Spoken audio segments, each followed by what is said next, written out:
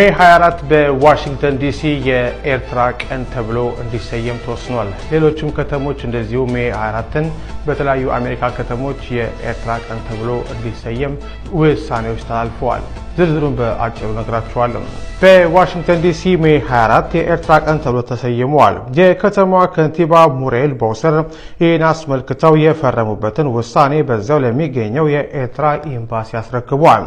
ሜይ 24 በዲሲ የኤርትራ ቀን ተብሎ መሰየሙን የሚገልጸውን የከንቲባዋን ውሳኔ የአሜሪካ የአፍሪካ ጉዳዮች ጽሕፈት ቤት ኃላፊው አሊ ካባ ለኤምባሲው ሰጥተዋል። በዚህ ወቅት በአሜሪካ የሚገኘው የኤርትራ ኤምባሲ ጉዳይ አስፈጻሚ ብርሃኔ ሰለሞን ባደረጉት ንግግር ከንቲባዋ በከተማችን ውስጥ ለሚገኘው ጠንካራ ማህበረሰብ እውቅና በመስጠታቸው ምስጋናቸውን አቅርበዋል። በንግግራቸው ኤርትራ ነጻነቷን ካገኘች በኋላ የፕሬዝዳንት ኢሳያስ አፈወርቂ መሪነት የተገኙትን ውጤቶች የዘረዘሩት ጉዳይ አስፈጻሚው በኢኮኖሚ፣ በትምህርት፣ በጤናና በመሰረተ ልማት መሻሻሎችን አሳይተናል ሲሉ ጠቅሰዋል። እንዲሁም ግብርናና አሳ ሀብት ዘርፉ ባደረገው አስተዋጽኦ አገሪቱ በዓመት ወደ 7% እድገት እያስመዘገበች መሆኑን ተናግረዋል። አገራቸው ከጣሊያን፣ ቻይና፣ ዩናይትድ አረብ ኤምሬትስ፣ ሳውዲ አረቢያ፣ ህንድና ደቡብ ኮሪያ ጋር የኢኮኖሚ ትብብር እያደረገች መሆኗን አስታውቀው ከአሜሪካ ጋርም መልካም ግንኙነት እንዲኖራት የምትፈልግ መሆኑን አስታውቀዋል።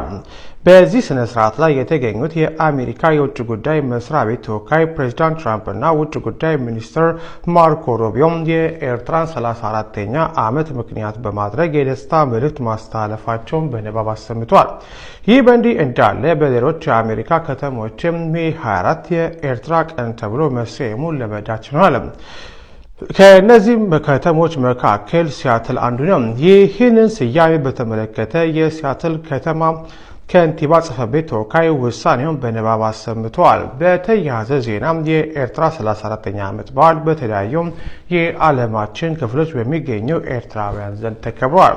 ከነዚህ መካከልም በኤድመንተን ካናዳ፣ ኦክላንድ ካሊፎርኒያ፣ ስዊዘርላንድ፣ ጋና፣ ኡጋንዳ፣ አንጎላ፣ ጣሊያን፣ በኤሪያ አይቨሪ ኮስት፣ ጊኒ እና ኡጋንዳ የተደረጉ ዝግጅቶች ይጠቀሳሉ። ሜይ 24 በዋሽንግተን ዲሲ የኤርትራ ቀን ተብሎ እንዲሰየም ተወስኗል። ሌሎችም ከተሞች እንደዚሁ ሜይ 24ን በተለያዩ አሜሪካ ከተሞች የኤርትራ ቀን ተብሎ እንዲሰየም ውሳኔዎች ተላልፈዋል። ዝርዝሩን በአጭሩ ነግራችኋለሁ።